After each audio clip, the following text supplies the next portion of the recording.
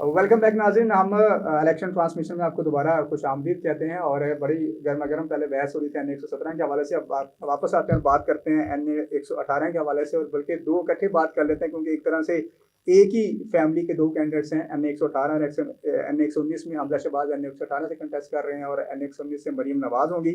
18 की बात करें तो वहाँ पे PTI की बड़ी एक पुरानी और देरीना कारकुन है आलिया हमजा, वो उनके मुखालिफ होंगी। जबकि NA 119 की बात करें तो आबाद फरूक जो थे, जिनके पहले जो दौरान जेल में भी रहे तमाम मामला में 9 मई के केस में, फिर उनके भाई जो हैं शहजाद फरूक, उनको टिकट दिया गया PTI की जानिब से, वो उनके हमारे याफ्ता उम्मीदवार होंगे। तो अब देखना यह है कि इन दो हलकों में एक फैमिली किस तरह ट्रीट करती है और जो दूसरी तरफ PTI के हमारे याफ्ता वोटर्स हैं वो अपने किस कैंडिडेट को जिता पाते हैं। भट्ट साहब, आपकी तरफ आता हूँ। NA 118 हमजा शहबाज का मुकाबला आलिया हमजा। देखिए जी, सबसे पहले मैं आपको बताता चलूँ 118 और 119 दोनों के हवाले से कि पाकिस्तान तरीके इंसाफ जो थी ना, उन्होंने इस बार ये देख लिया था कि हम ये इलेक्शन नहीं जीत पाएंगे, तो उन्होंने बजाय उसका बाइकाट करते तो उन्होंने इंतहाई कमज़ोर और मजाकिया किस्म के जो कैंडिडेट थे ना, उम्मीदवार थे, वो उनके मुकाबले पे ले मजाकिया तो ना कम से कम आप ये आलिया हमजा PTI के पुराने लोग थे जिनको टिकट दिया। एक टिकटॉकर को आपने दे दिए, ठीक है, जैसे कि सनम थी पहले, इससे पहले। ये देखें, ये वो लोग वही हैं, इनका कोई सीरियस रिकॉर्ड नहीं है कि कोई नाजमीन का इलेक्शन लड़ा हो या कोई MPA का इलेक्शन लड़ा हो, सियासी प्रोसेस से नहीं आया। हाँ, ये फर्स्ट इनका इलेक्शन है। आलिया हमजा का भी, आबाद का भी, शराफत का भी। ये पहले इनको हमने ना तो सुना है क्योंकि 119 भी मेरा हल्का है, 118 भी मेरा हल्का है, वॉल सिटी भी है, और शादबाग का जो शुमाली एरिया है वो भी मेरा हल्का है। तो ये दोनों जो कैंडिडेट थे, पाकिस्तान तरीके इंसाफ ये इलेक्शन खुद आ रही है जानबूझ के कि एक तो हमने मुकाबला किया, दूसरा वो उनको एक मौका मिल जाएगा कमज़ोर उम्मीदवार खड़े करके जी हमारे साथ धांधली हुई है।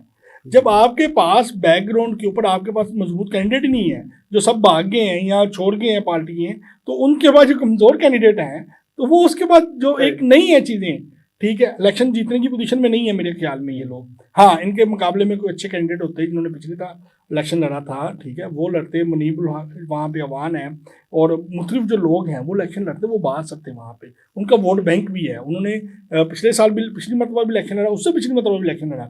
जो पिछली मरतबा इलेक्शन लड़ चुके हैं या उनमें से कोई उम्मीदवार इस वक्त टिकट होल्डर नहीं है। आप ये भी देख लें लाहौर में, ये इन एरियाज के मुकाबले एक बड़ी शख्सियात हैं। मरीम नवाज शरीफ, हमजा शहबाज, एक CM पंजाब रह चुका है, एक नवाज शरीफ की बेटी है, तो आप उनके मजबूत तरीन उम्मीदवारों के मुकाबले पे एक गली मोहल्ले के जो यूनियन काउंसिल के लेवल के जो उम्मीदवार हैं, आपने उनको मुकाबले पे खड़ा कर दिया है। ठीक है, वोट बैंक का है, आवाम का जोश जज्बा भी PTI के हवाले से है, लेकिन जिस चीज़ को कह रहे हैं, इस चीज़ों में दोनों टिकटॉक पे पाकिस्तान मुस्लिम लीग नून जीत जाएगी। कैंडिडेट फेस बहुत मैटर करता है कि वो, हाँ, मुस्लिम लीग नून जीत जाएगी, दोनों में नून लीग जीत जाएगी। वैसे एक बड़ी मजे की बात भट्ट साहब ने की कि शायद उन्होंने इसलिए ये लोग खड़े किए कि अगर वो हार भी गए तो बाद में उन्होंने कहना तो ये कि धांधली हुई। आप नहीं साहब इस हवाले से क्या कहते हैं, धांधली के लिए खड़े किए गए के बाद में क्लेम कर दें, इल्जाम लगा दें?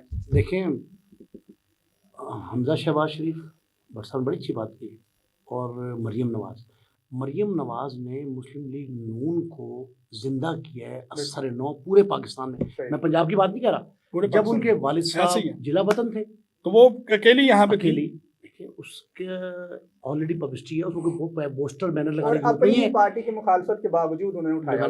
देखिए, पाकिस्तान तहरीक इंसाफ इंतशार का शिकार है, ठीक है।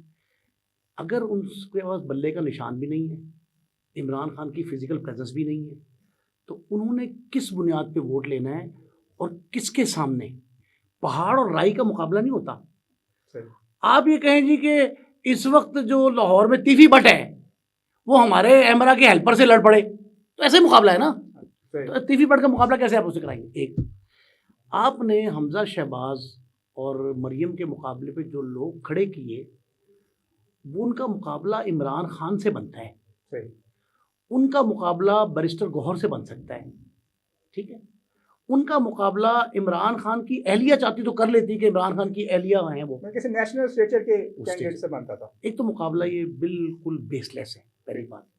दूसरी बात ये है कि उन दोनों को जो आपस में बहन भाई हैं, उनको मुकाबले के लिए किसी तशहीर की ज़रूरत नहीं है। अब ये एक टेस्टर लगाया गया है पूरी पाकिस्तानी कौम को इमरान खान या PTI की तरफ से टेस्टर लगाया गया है कि चेक करें कि जिस तरह भुट्टो साहब के लवर ये दावा करते थे कि भुट्टो का खंभा खड़ा होगा तो वो जीत जाएगा। अब ये जो शख्स इमरान का नाम लेवा होगा, इमरान के नाम की तशहीर इतनी है, उसकी पॉपुलैरिटी, उसकी पजीराई इतनी है कि वो जीत जाएगा, ये टेस्टर है। सही। अब उसको जिताने के लिए आपको ये बावर कराना जरूरी है कि वो इमरान का उम्मीदवार है। ये दोनों जो आपने नाम लिए मुझे अभी तक याद नहीं हो रहे।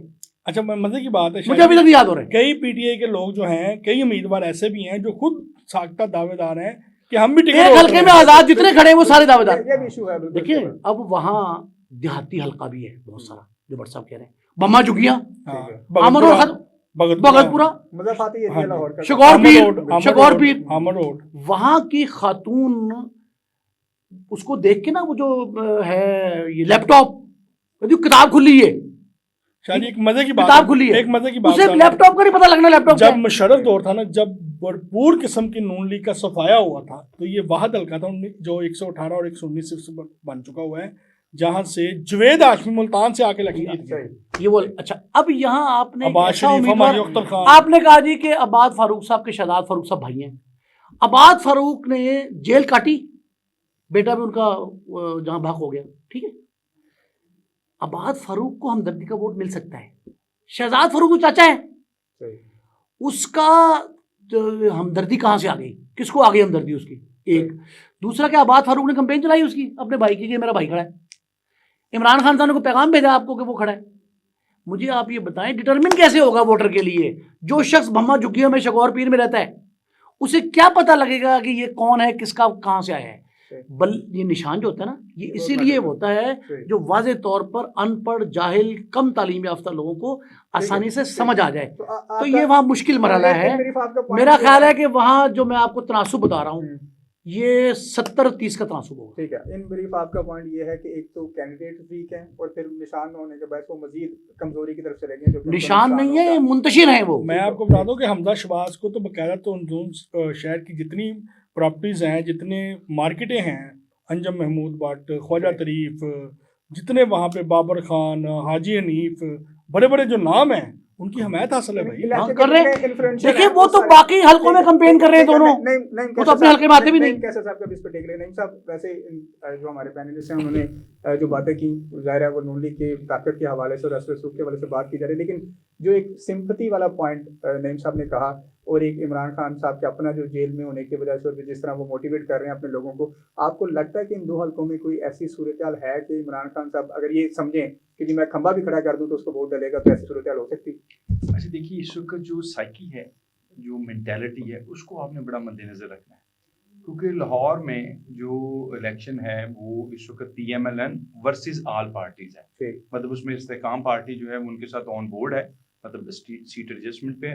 बाकी peoples party, PTI, Jamaat Islami, TLP, other any, कोई भी आप, यू कैन नेम एनीवन। तो वो इस वक्त PMLN वर्सेस इलेक्शन जो है वो हो रहा है।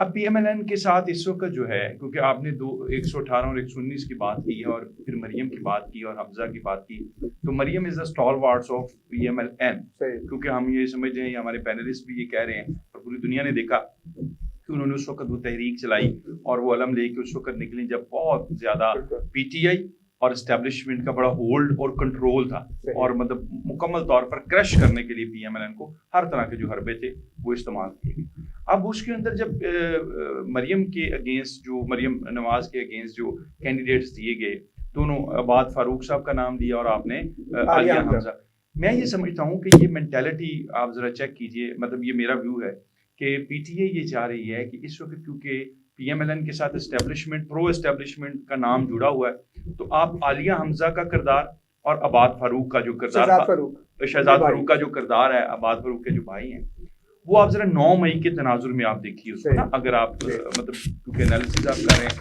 तो Aliya Hamza she is in jail now, और 9 मई वाले जो वाकयात, उनकी जो वीडियो है कि रेड लाइन क्रॉस हो गई, अब हम कोर कमांडर हाउस के सामने खड़े हैं और अब अंदर भी जा रहे हैं और अब हमने वो सारा कुछ ब्रेक कर दिया।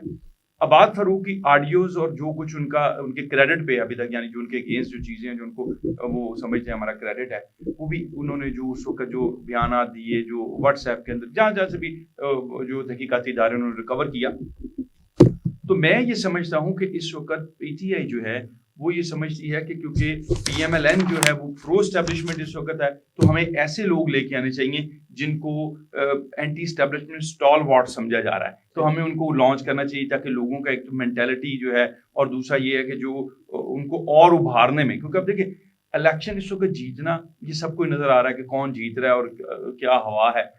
अब हम जो जिस पे एनालिसिस कर रहे हैं, मेरा ये ख्याल है कि PTI जो है वो 8 फरवरी की तैयारी नहीं कर रही, वो 10 फरवरी से आगे की अब तैयारी कर रही है, और उसी हवाले से लोगों को जो है आप ये प्रेडिक्शन कर रहे हैं कि एक नए धरने की तैयारी कर रही है, नए आपको कुछ धरने ऐसा लग रहा है? की या नई एक नई कंट्रोवर्सी तहरीक की, नए या इल्जामात की? एंटी एस्टेब्लिशमेंट मूवमेंट की, जहाँ आप ये कह लें कि जो इमरान खान के साथ इस वक्त हो रहा है और जिस तरह केसेस में उनको धड़ाधड़ सजाएं हो रही हैं, उसके लिए एक फिजा जो हमवार की जा रही है, वो मेरा ख्याल है अब कैश करेगी PTI 10 के बाद। आप देखिए उन्होंने इंट्रा पार्टी इलेक्शन अभी जो होना था वो नहीं करवाया। आप देखिए कि उन्होंने बहुत सारी प्लीज जो वो ले सकते थे उन्होंने सारी पेंडिंग कर दी। अब वो ये चाहते हैं कि जब अगली गवर्नमेंट आए, कुछ ना कुछ मुल्क में पंजाबी में फिर कहूंगा कि टूटा पजा जैसा भी हो, एक जमहूरी निजाम कायम हो और उसके खिलाफ फिर वो दोबारा निकलें और उनके साथ फिर दस्तों गिरेबान हो और फिर दू बदू होकर वहां से रिलीफ लेने की कोशिश करें। तो इसलिए ये जो नाम है, इनको आपने बिल्कुल ऐसे ही ना समझे कि ये नाम ऐसे ही PTI ने कैलकुलेट नहीं किया